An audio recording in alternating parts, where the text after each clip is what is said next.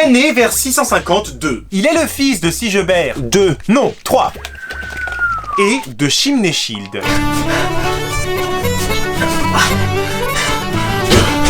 Retour en arrière, vers 650, déjà vu, 2 ans avant la naissance de Dagobert II, son futur papa, Sigebert III, alors sans enfant, adopte le fils de son maire du palais, Grimoald. Oui, je suis ton ami. Le petit Childebert III. Mais, retour vers le futur. Vers 652, à la naissance de Dagobert II, Sigebert III brise son testament et institue son fils comme seul héritier.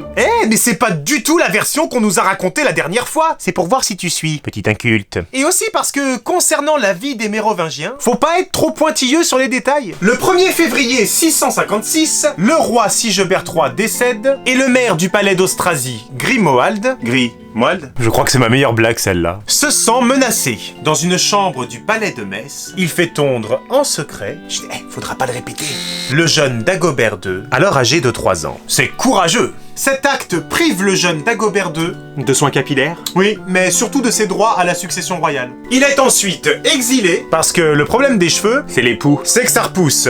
Grimoald charge donc l'évêque de Poitiers, dis donc, ah non mais dis donc, de l'emmener faire un petit tour du côté de l'ignorance. Durant la nuit, les serviteurs transportent l'enfant à Boulogne, puis naviguent jusqu'à York. It's up to you, new. Ils remettent Dagobert II aux mains du saint-évêque, Wilfrid, pour qu'il le place dans un monastère en Irlande. Grimoald répand alors le bruit de la mort de Dagobert II, le cœur, et fait monter son fils, Childebert III, sur le trône.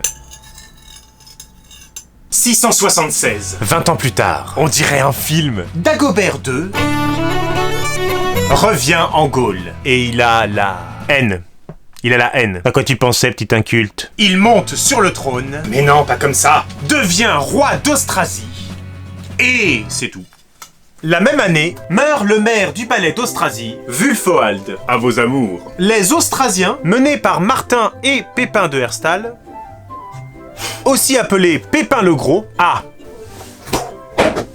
se révolte contre Dagobert II. Mon peuple m'aime. Et Broïn, maire du palais de Neustrie, et Thierry III, roi de Neustrie, et cousin de Dagobert II, mobilisent leur armée et écrasent les Austrasiens à Lucofao. Respecte ma putain d'autorité! Le 23 décembre 679... Dagobert II meurt assassiné.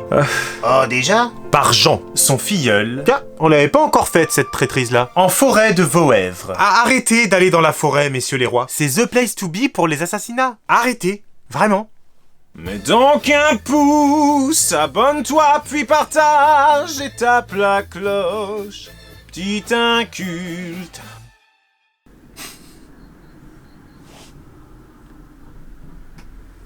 Je l'ai eu. T'as vu, ça devient une extension de mon corps. Hop là. À vos amours. À votre moustache. Allez, tiens, bordel. Hey! Hey! Hey! Allez, de toute façon, je sais pas où j'étais censé le mettre, ce truc.